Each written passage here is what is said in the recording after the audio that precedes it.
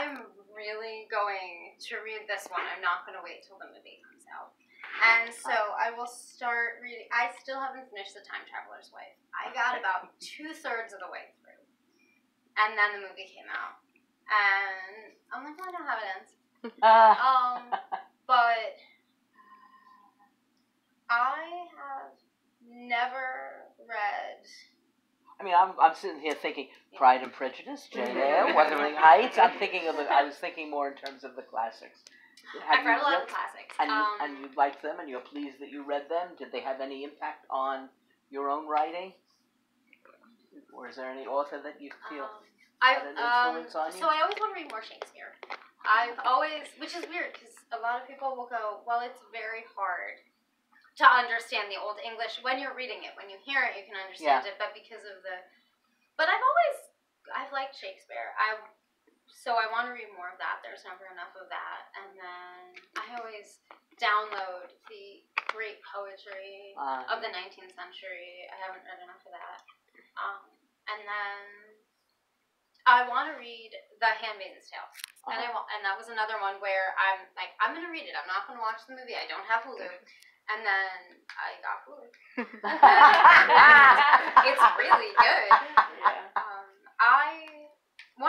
I didn't mention it with books, but one of the greatest books I've read is The Prestige. And it's about two magicians, nothing to do with To me, it's this. the movie.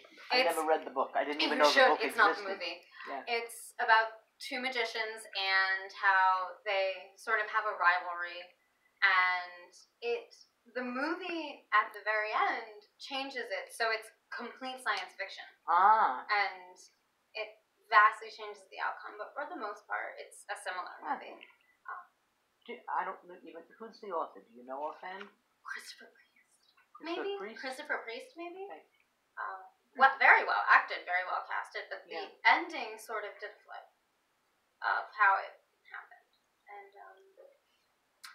I'm sort of in the place where I don't want to read books anymore that could become movies, because after that it was close enough and I understood why they did it. But then I read this book called A Life Between Oceans.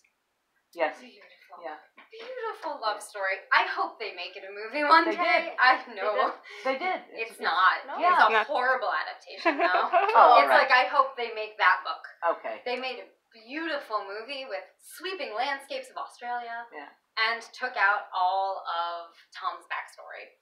Yeah. And that was really, really important to why he loved Isabel. Yeah. So I'd love for this to be a book, a movie, a TV show, because, financial independence and things, but I would be very much like, Derek Sinefras cannot make it. I know I have no say here, but I don't want sweeping landscapes of the Hamptons. I want a story. So I'm sort of burned by that now, so I'm reading things that I don't think would be made into movies.